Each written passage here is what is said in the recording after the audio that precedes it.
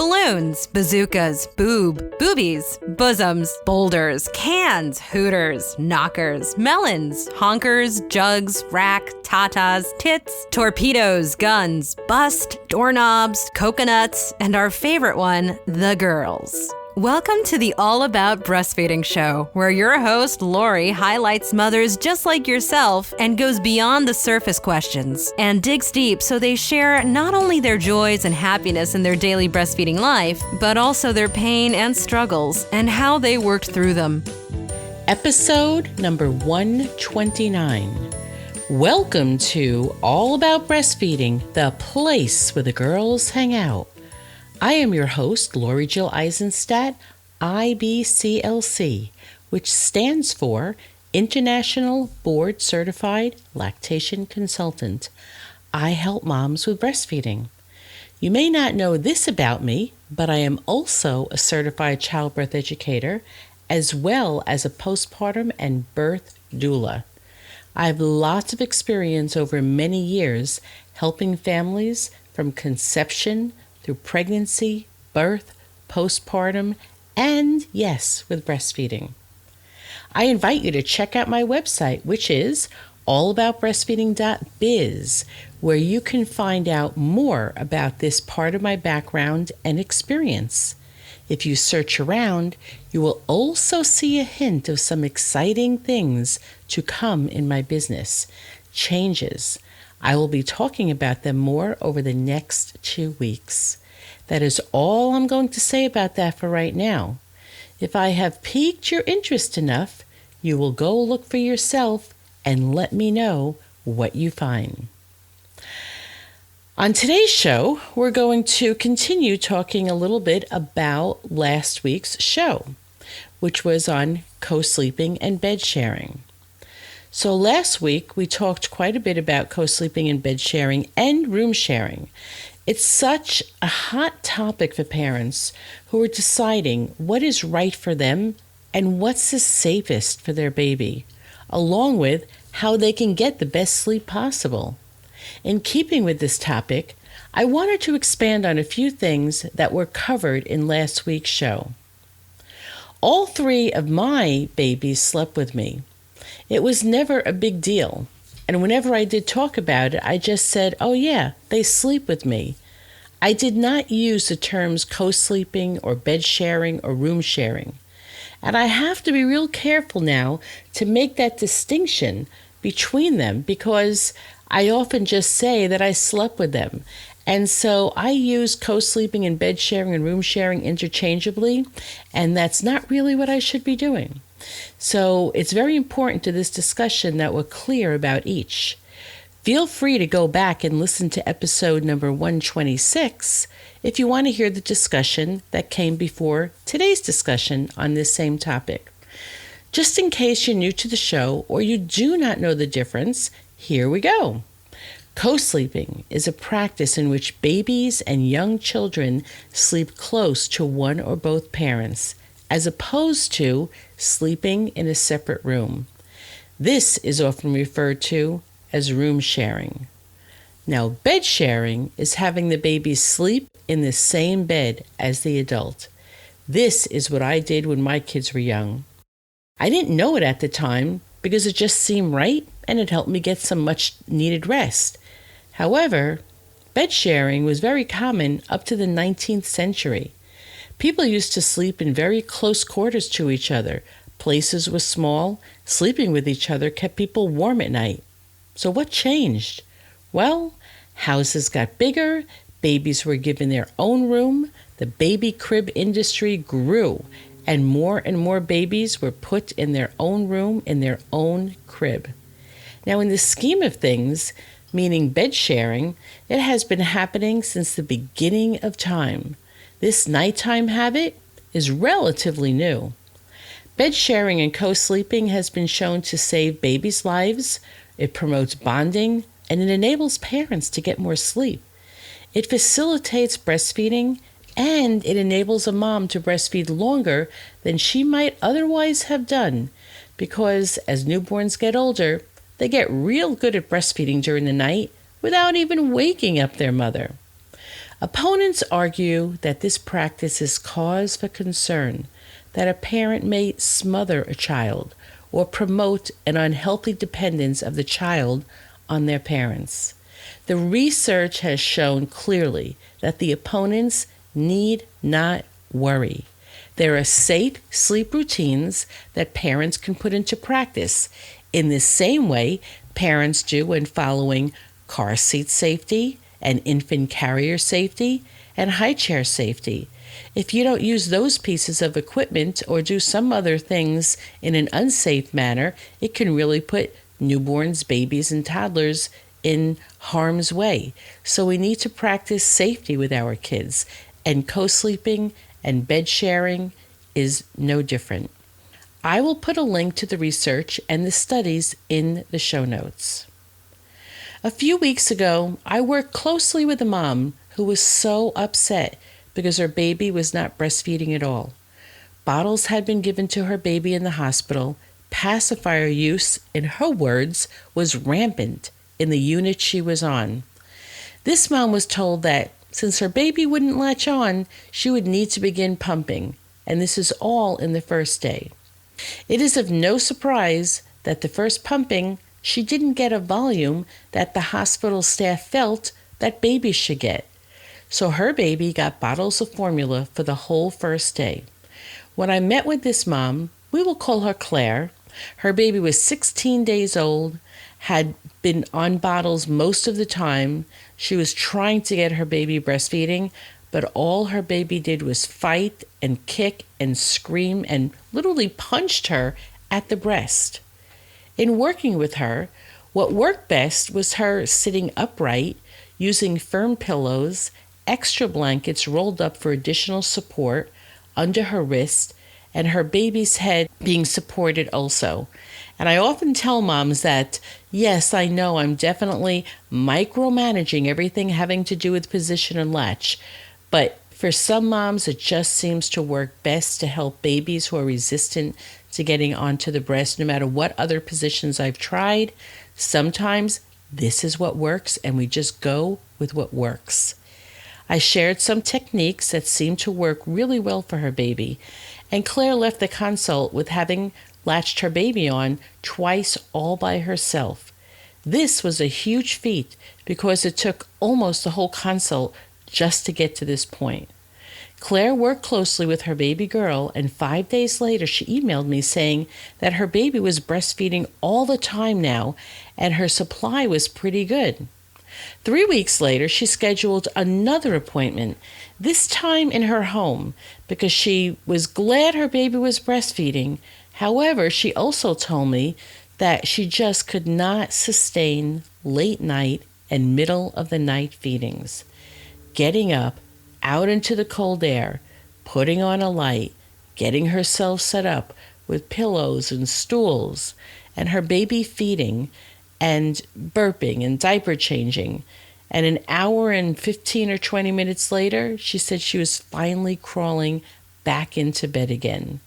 Only to be, woken up probably less than a couple of hours later. Me, I was incredibly saddened by the fact that she had come so far, but was ready to give up on nighttime breastfeeding. She definitely needed the support in the first week or so following our initial consult. But now, watching her daughter, she was great at latching on, practically flying onto the breast all by herself. We spent our full visit working on positions that would allow her to rest in bed while her baby fed. Side lying turned out to work the best for her, and by the time I left, Claire was talking about how great it went for her, how comfortable she was, how relaxed her baby was, and how now she would just have to get her husband to be okay with nighttime bed sharing because she was all for it now. I am convinced that the breastfeeding would have gone downhill, not just at night, but during the daytime too, had we not had the opportunity to work together and for Claire to master nighttime bed sharing and breastfeeding. Most recently, the American Academy of Pediatrics, the AAP, has updated their policy statement. They stated that more than 3,500 babies in the United States die suddenly and unexpectedly every single year while sleeping, often due to sudden infant death syndrome or accidental deaths from suffocation or strangulation. In an effort to reduce the risk of all sleep-related infant deaths, the AAP updated their policy statement and technical report, which now includes new evidence that supports skin-to-skin care for newborns and addresses the use of bedside and in-bed sleepers, and adds to recommendations on how to create a safe sleep environment. And they say room share. The AAP says room share. Keep baby's sleep area in the same room where you sleep for the first 6 months, or ideally for the first year. Place your baby's crib, bassinet, portable crib, or play yard in your bedroom close to your bed. The AAP recommends room sharing. Why? Because the research tells us it can decrease the risk of SIDS by as much as 50%, and is much safer than putting your baby in the other room away from you, down the hall, lights off, door closed. In addition, room sharing will make it easier for you to feed, comfort, and watch your baby. Bed sharing and other forms of co-sleeping are also increasing in popularity, making it even more important to inform parents how to safely bed share. So the pendulum is definitely swinging the other way again. This approach has been endorsed by organizations such as the Academy of Breastfeeding Medicine and the Royal Australian College of Physicians and Surgeons. You will want to check out the link in the show notes for specific websites where you can learn more about safe bed sharing. However, I wanted to highlight 2 common concerns that I see all the time. I had mentioned in the previous show that you do not want to overheat your baby when laying them down to sleep. The medical recommendations from the AAP and other organizations that study infants and sleep all say that you should not put anything more on your baby than what you would dress yourself in when you lay under the covers for sleep. This somewhat general recommendation is because the definition of overheating varies. So we need to talk generally, and I think in common sense terms. Don't pile on shirt after onesies and sleepers and blankets and swaddling. Speaking of, you do not want to swaddle a baby when laying them down to sleep, because this takes away their natural ability to move their arms and legs, flail them about, warn another adult in the bed if someone or something gets too close to them, to their face, or obstructs them in any other way. You do not want to wrap them in blankets, especially if you're not wrapping yourself in multiple blankets, and you don't want to put hats on them. This causes overheating. A few other thoughts about co-sleeping and bed sharing. I would like to add that this information really needs to be given to other family members. Parents, you need to educate yourself, but don't just keep this information to yourself. I want you to think about this.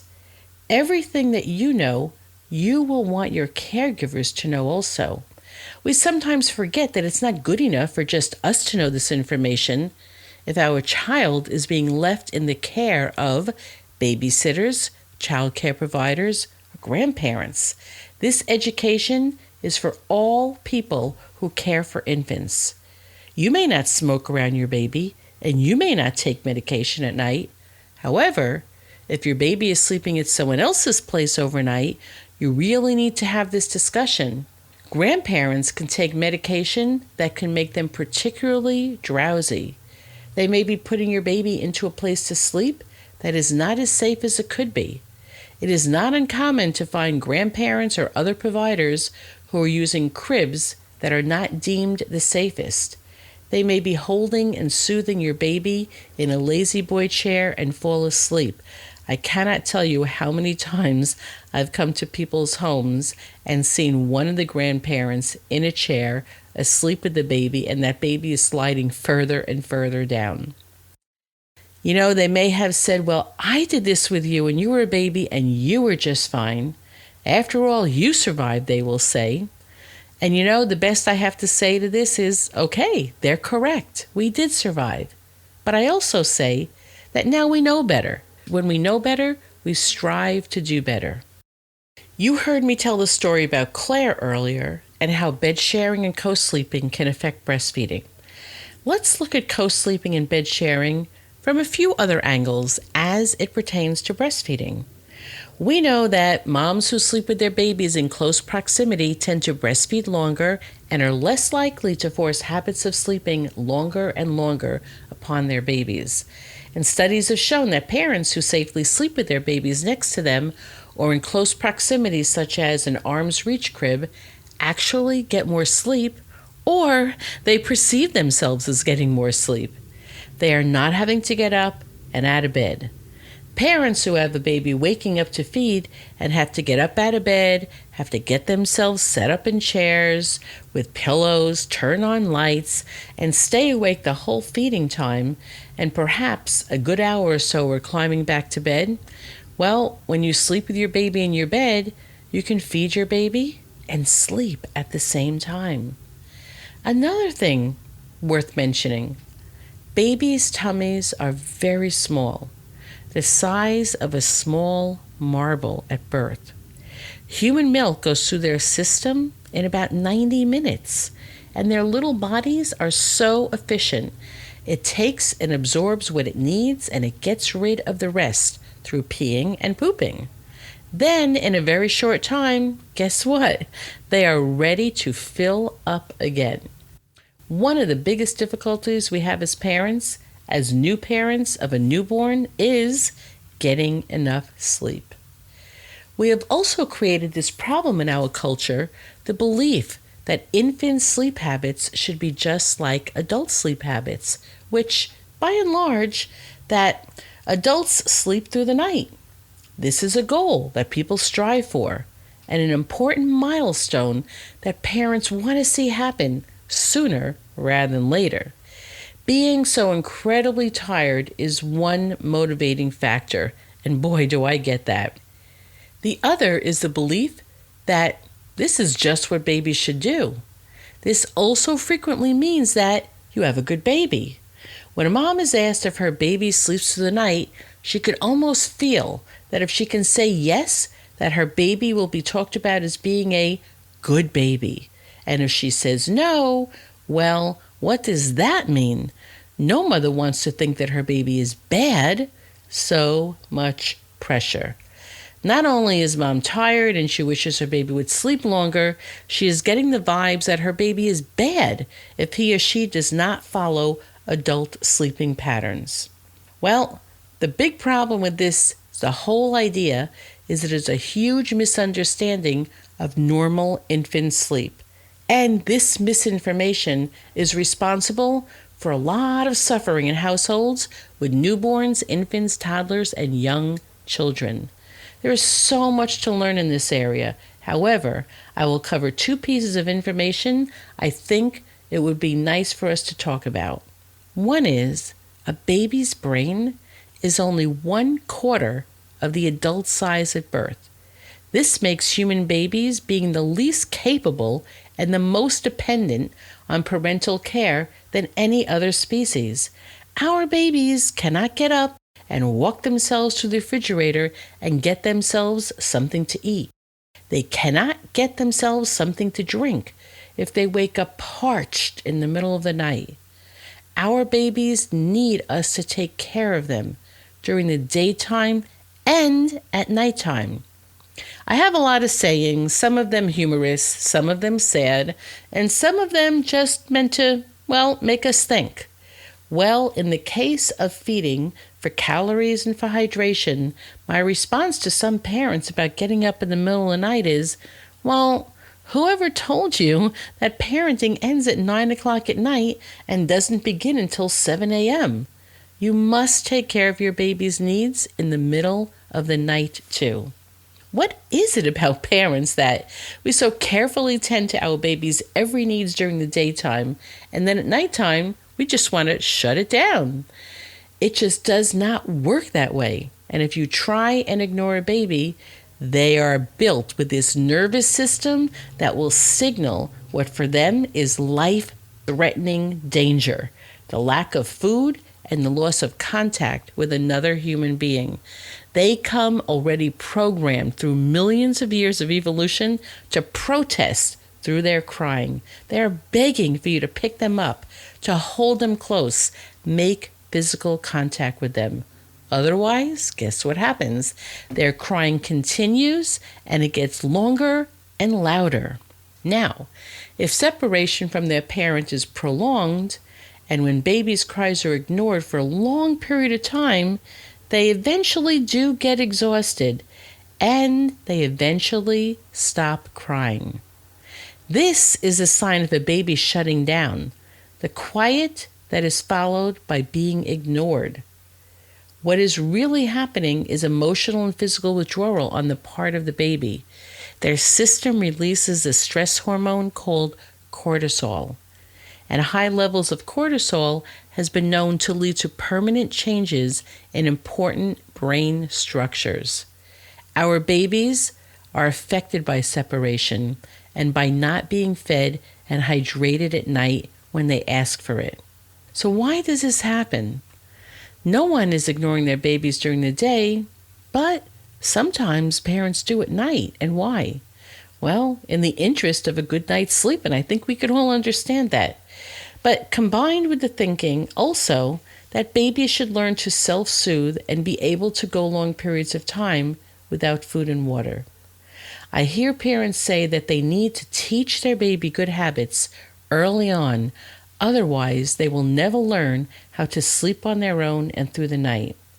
We need for our newborns and babies to be newborns and babies.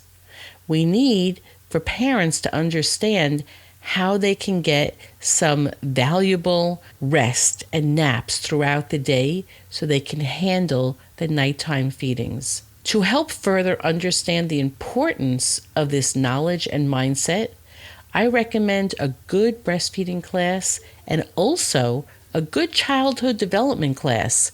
You will learn what newborns, infants, toddlers, and children are capable of doing at the various ages and developmental stages they are at. I find that this helps many parents understand their children better. If you are looking for ways to help yourself deal with nighttime feedings, I have mentioned a few books in the previous show on co-sleeping. I will also add it to the show notes here. Until the next show, bye-bye. Have you heard that Phoenix, Arizona is blessed with an amazing birthing center? Baby Moon Inn Birth Center is the best option for families who want access to midwifery care in and out of a hospital setting. You can experience birth in a comfortable home-like setting where natural birth is the focus. Laboring in water, being able to walk outside during labor, and enjoy the beautiful garden. This is what birth can be like for you. There is so much more to learn about Baby Moon. The staff would love to have the opportunity to meet you and would like to extend an invitation for you to attend a free Choices in Childbirth class and a tour of the birth center. All you need to do is call 602-314-7755.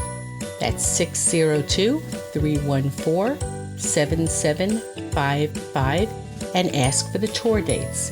You can also go to allaboutbreastfeeding.biz/podcast. And on the right-hand side of the page, you will see a link that will bring you to the calendar and you can sign up for the tour yourself. When you come in for the tour, make sure that you tell them you found out about it from the All About Breastfeeding podcast, and you will be given a very lovely free gift.